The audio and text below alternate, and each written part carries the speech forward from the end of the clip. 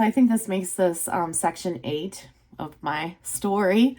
And we're still in the rental. And like I was saying, not a lot of good memories. We also had huge issues with the landlord and the house we were living in and the management company. So I think all that combined, it just was a bad situation. And about a year into it, my husband and I started talking about we need to move. I just can't deal with rent anymore. He couldn't deal with rent anymore. We're like, let's just find a house. We'll be paying the same amount that we're paying for a rental and a mortgage. Let's do that. So we and about that same time, our daughter, she would sometimes struggle to go to sleep. Oh my gosh, the child did not want to sleep. And so I'd put her in the car, or, sometimes if my husband was home, he'd put her in the car and we would just drive until she'd fall asleep. And there was this particular town not far from us, about maybe a 20-minute drive from us. And when it would just be me and my daughter, and I would drive her, we'd get to this one certain bank and she would be asleep, and then we'd drive home.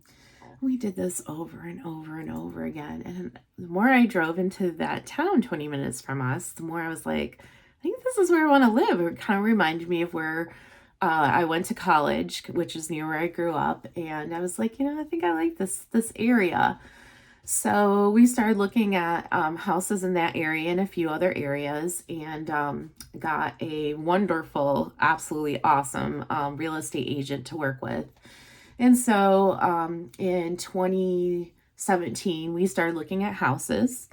And that was fun. It brought, I felt like, we were starting new. By this time, my brother had moved back to our hometown. I had arranged for a temporary daycare for my daughter for a period of time, so that, that was taken care of. And we just started looking for homes. And finally in May, we found the one we loved, and we put in an offer and it was accepted. And so we were really excited. And around that same time, really weird situation happened. So one night, my husband says to me, we had two mutual friends. The mutual friends were dating. The female in the situation I'd worked with, and this person had become my friend. The guy had friended my husband, and so we went out a few times, just different things as couples. And we had gotten close and everything, and my husband really got close to the guy in the situation, and so they were hanging out a lot. Maybe go to the cigar club. They both liked soccer, so they go to soccer games, all that good stuff. So there was one night that my husband says to me, "Do you think I have a girlfriend in Jamaica?" Now, I said to him, no, but in the back of my mind, had it always been there? Of course.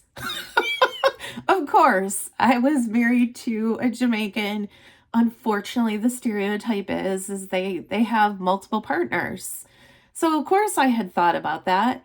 But every time I had confronted him about that thought, it was always, no, you're reading into this, or you're thinking too much like I'm your father, and you're not over your parents' divorce. And so I would always push it in the back of my mind. Oh, Shannon, it's just your anxiety talking. It's just your anxiety talking. So, of course, I was like, no. And he said that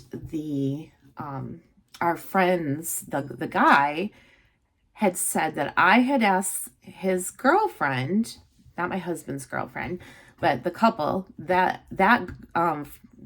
lady that I worked with asked her to ask her boyfriend to ask my husband if he had a girlfriend in Jamaica.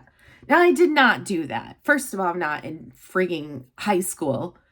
And second of all, I'd asked my husband before, so what would stop me from asking him this time? And I was like, what? No, I never asked. And I'm like, where is this coming from? He's like, well, I don't know, blah, blah. And I'm like, well, I'm going to confront her tomorrow at work. Oh, no, no, don't say anything to her. It was, no, no, you can't say anything to her. And it's just like, well, I'm friends with this person and I don't want this between us.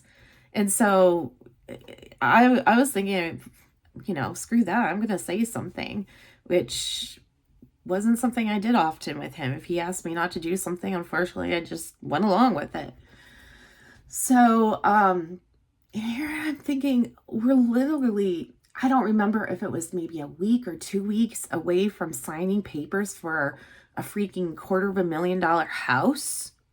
And I'm like, what are you bringing this up for? And I started thinking, oh my God, should I back out?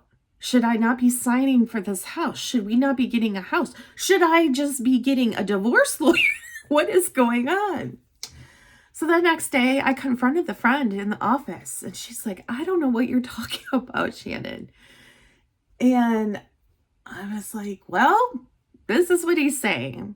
And she's like, well, do you want me to call my boyfriend and see yeah, get him on the phone. So she gets him on the phone, puts him on speaker, and we all talk. And we're all like confused about this. And, this is around 2017. So keep that year in mind, folks. It will come back to us later on.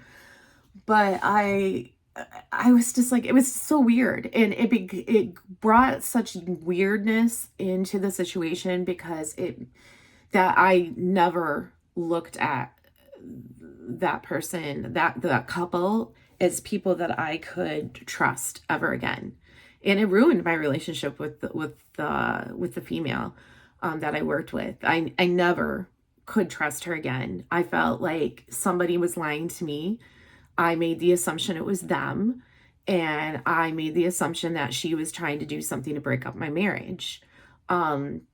I've since found out that's probably not what the case was. But at the time, that's what I thought, because, I'm standing behind my husband. I've been with him. I've known him longer than her. Why would, I've asked him this question before. He's told me doesn't have anyone. So fine. So it really caused a lot of friction, and it caused a lot of friction between my husband and I. But we got through it. Getting through it, now that I look back on things, was me just basically trying to get it out of my mind, to the fact that now I look back on some of the stuff that I pushed out of my mind and I don't remember the details because I guess I was so good at getting it out of my mind. And that I would say moving into that rental and getting our house kind of was the catalyst that started with a lot of this crazy shit to come starting. So I'm going to stop there for right now.